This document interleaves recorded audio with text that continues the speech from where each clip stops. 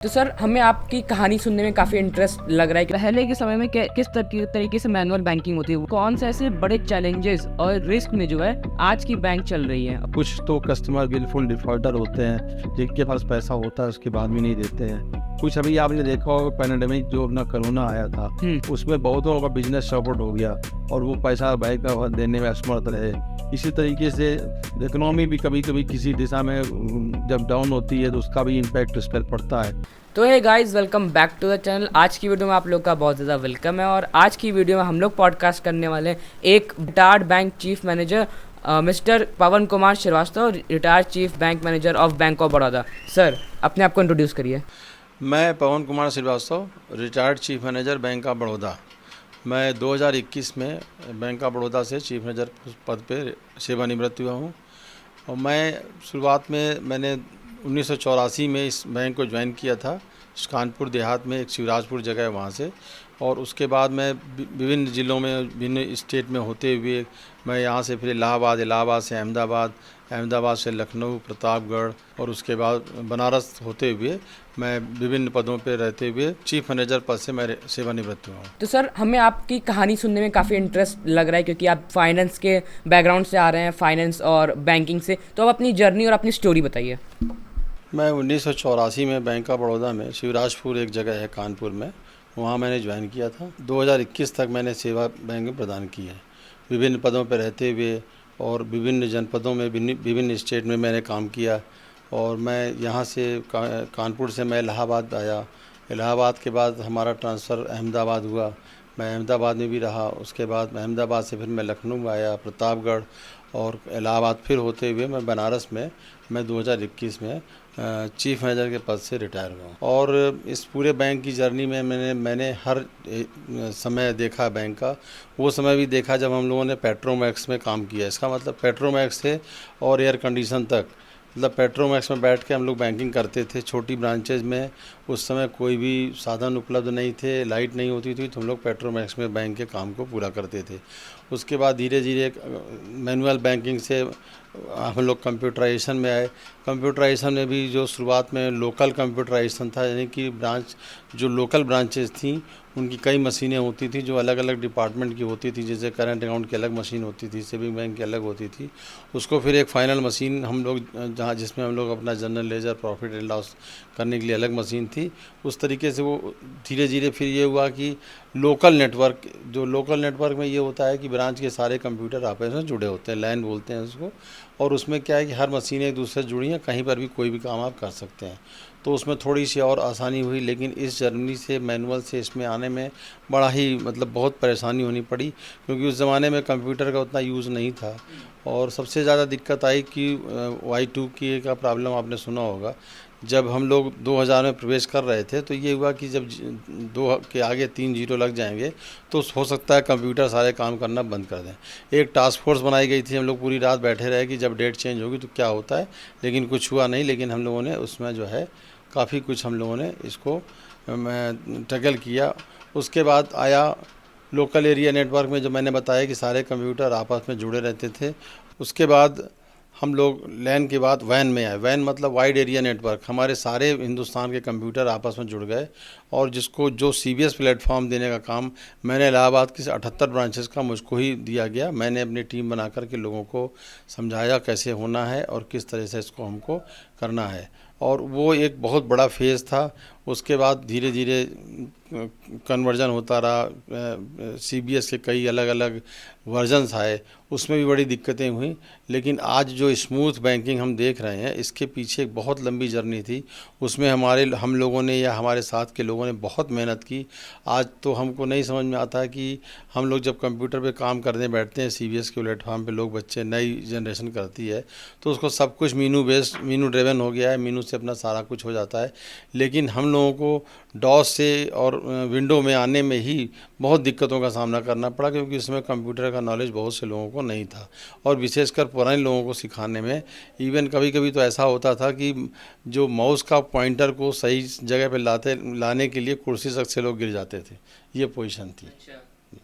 तो ये उस एरा से हम लोग इस एरा में जो आज पहुँचे हैं, ये बहुत बड़ा एक चैलेंज था।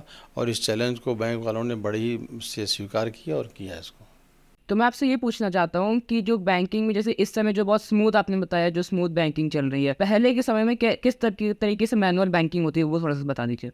पहले के समय में जितने भी लेजर्स वगैरह होते थे, जब कोई पैसा जमा करता था उसकी हम लोग लेजर में एंट्री करते थे, सप्लीमेंट्री होती थी, मैनुअली सारा काम था। मतलब कि जो जोड़ने के लिए भी जो उतने कैलकुलेटर, उतने बड़े अच्छे कैलकुलेटर नहीं थे, जो जिसमें कि हम लोग एडिंग मशीनें नहीं थी, धीरे धीरे एडिंग मशीनें आई, तो सारा काम मैनुअल था। इसका मतलब है कि, और चूंकि उस समय हम लोगों की जो ब्रांचेज थी लोकलाइज होती थी, मतलब कि कोई ऐसा नहीं था कि कोई दूसरी शहर की ब्रांच का कस्टमर आकर हमारे यहाँ वो डील करता था, लेकिन फिर भी, और उस समय हम लोगों को काम पूरा करने के लिए ब्रांच बैंक की तरफ से ओवर टाइम ही मिलता था, क्योंकि हम लोग को लेट आवर्स तक बैठ के काम करना पड़ता था। लेकिन वो समय में आज की बैंकिंग में बहुत फ़र्क है, और बहुत इजी आज का बैंकिंग हो गया है। अब व्यवसाय उतना आसान नहीं रहा जितना पहले हुआ करता, क्योंकि पहले उतना कंपटीशन नहीं था। लेकिन जो काम करने का तरीका है वो बहुत ही एडवांस हो गया है, और वो आप समझिए कि कस्टमर को ब्रांच में आने की ज़रूरत नहीं है, लेकिन कस्टमर खोजने का सबसे बड़ा एक जो चैलेंज है वो आज की डेट में है। क्योंकि तमाम तरह के बैंक तमाम तरह की सुविधाएं दे रहे हैं, तो हर आदमी को जो सुविधा जहाँ मिलती है वहीं जाता है। लेकिन आज की सुविधाएं सब जगह कॉमन है, तो फिर कोई कस्टमर आपके यहाँ क्यों आना चाहेगा? ये एक बहुत बड़ा चैलेंज है जो कि आज के लोगों को, जनरेशन को फेस करना पड़ रहा है।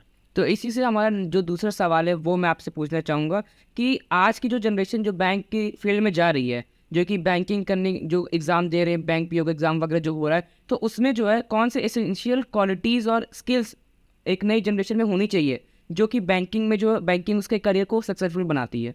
देखिए, बैंकिंग एक इंडस्ट्री ऐसी है कि हम यहाँ कोई प्रोडक्ट नहीं बेचते हैं, हमारी सर्विसेज ही हम रेंडर करते हैं। उन सर्विसेज पे के बेस पर ही हमारा बिजनेस ग्रोथ होता है। Service based. अगर हमारा सर्विस नहीं अच्छी होगी तो क्योंकि आज की डेट में सबके पास ऑप्शन खुला हुआ है, और तमाम तरह के प्राइवेट बैंक और सरकारी बैंक तमाम तरह के रन कर रहे हैं। कोऑपरेटिव बैंक भी हैं, बहुत अच्छे अच्छे बैंक हैं, देसी बैंक भी हैं, जो कि बहुत ही अच्छी सर्विस दे रहे हैं।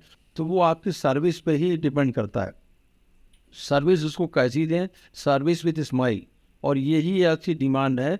और नहीं तो आज का जो जनरेशन है वो किसी भी चीज़ से कोई उसका ये नहीं है कि हमारे इस बैंक में 10 साल से खाता है या 15 साल से खाता है तो हम यहाँ नहीं जाएंगे, हमारा एक इमोशनल अटैचमेंट है। उसको कुछ नहीं, उसको सिर्फ सर्विस चाहिए, और उसको एक सहूलियत चाहिए कि वो ज़्यादा से ज़्यादा बैंक उसको ना जाना पड़े और अपना घर पे ही बैठ के काम कर सकता है। तो जो जो बैंक अपना टेक्नोलॉजी मजबूत कर रहा है वो बैंक इस समय सबसे आगे, क्योंकि टेक्नोलॉजी आज की नई जनरेशन सारा चीज़ वो उसको बैंक में जाने के, बैंक प्रोवाइडर में जाने का कोई मतलब नहीं है। हमारा जो दूसरा सवाल है वो मैं आपसे पूछना चाहूँगा कि कौन से ऐसे बड़े चैलेंजेस और रिस्क में जो है आज की बैंक चल रही है, कौन कौन से चैलेंजेस को फेस करना पड़ रहा है आज के बैंक को? आज की बैंक में सबसे बड़ा चैलेंज ये है, क्योंकि बहुत सारे बैंक रन कर रहे हैं, तो जो प्रॉफिट मार्जिन है वो बहुत ही मार्जिनल प्रॉफिट रह गया है। यानी कि बिजनेस को रन करने के बाद हमारा मेन उद्देश्य होता है प्रॉफिट करना। हाँ। क्योंकि बैंकें जो भी प्रॉफिट करती हैं उनसे ही उनका पूरा ऑर्गेनाइजेशन चलता है, उनको कोई भी सब्सिडी भारत सरकार से नहीं मिलती है। हाँ, कुछ परिस्थितियों में प्राइवेट सरकारी बैंकों को कुछ कैपिटल इन्फ्यूजन करती है गवर्नमेंट, लेकिन हम जो कमाते हैं वही खाते हैं, इसलिए। और मार्जिन, प्रॉफिट एंड मार्जिन भी कम होता जा रहा है। बिजनेस में जो हमारे आपने प्रोमाइसेस देखे होंगे उसमें जो एक्सपेंसेस हैं धीरे धीरे बढ़ते जा रहे हैं। तो उस स्थिति में आपको बिजनेस, अच्छे क्वालिटी बिजनेस चाहिए, और क्वालिटी बिजनेस के लिए आपको, क्वालिटी बिजनेस का मतलब ये है कि जैसे सपोज आपने किसी को लोन दिया तो वो लोन आपका सही समय पर रीपे हो जाए। तो ये क्वालिटी बिजनेस के चक्कर जो है वो बहुत बड़ा चैलेंज है।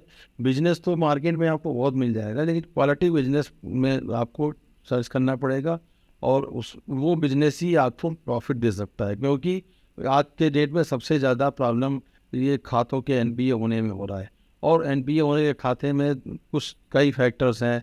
कुछ तो कस्टमर विलफुल डिफॉल्टर होते हैं, जिनके पास पैसा होता है उसके बाद भी नहीं देते हैं। कुछ अभी आपने देखा होगा पैंडेमिक जो अपना कोरोना आया था, उसमें बहुतों का बिजनेस सपोर्ट हो गया और वो पैसा बैंक का देने में असमर्थ रहे।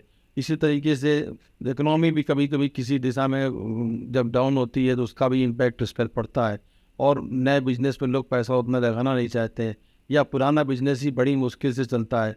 उसके बाद डॉलर के रेट जब फ्लक्चुएशन होता है, घटता बढ़ता है, उसका भी फ़र्क बिजनेस से पड़ता है।